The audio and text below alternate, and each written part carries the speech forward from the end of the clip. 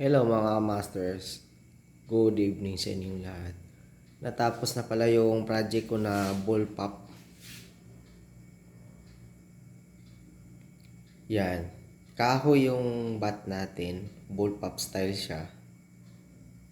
Yung length ng chamber natin nasa 20 inch, 40 mm ang size ng chamber natin. 4 dividers po siya. 8 mm ID. 2 feet ang haba ng barrel. Butane. Meron tayong any position na butane tank. Yan. Hindi ko pa siya pipinturahan. Magti-test fire tayo this coming Monday. Yan. Kumpleto na ng railings yan. Meron tayo dito sa taas. Pwede red dot or big scoop. Sa gitna, pwede red dot, big scoop.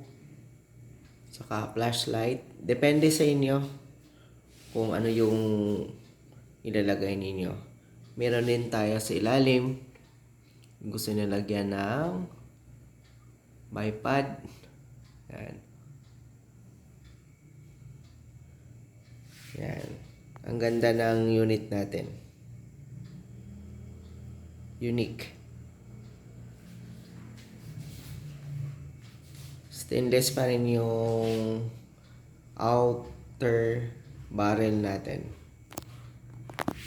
Tapos ito, namumove natin to left and right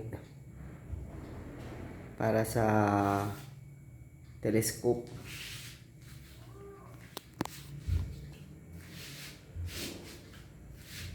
Yan. Ito yung kabilang side. Yan, napakagwapo.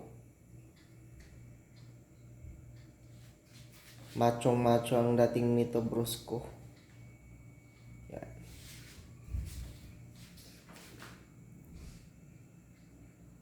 Lalo na pag mapinturahan to, ang ganda nito. Hindi ko siya ginawang bolt. Ang lock niya, ito yung ginawa ko, mas matibay. Ang bolt kasi, PVC kasi yan. Hindi kasi yan siya stainless na pwede ma-welding. May tendency siya na bumigay. Kaya ang ginawa ko, dinikit ko siya sa PVC talaga. Tapos screw sa bat. 4 na screw lang yan. Mabilis lang yan siya palitan ng igniter. Yan. Side tayo.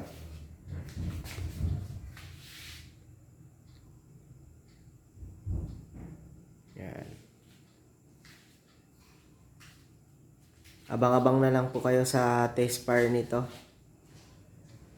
Kung may tayo. Ayan. Thank you mga master. Sharing muna to. Thank you.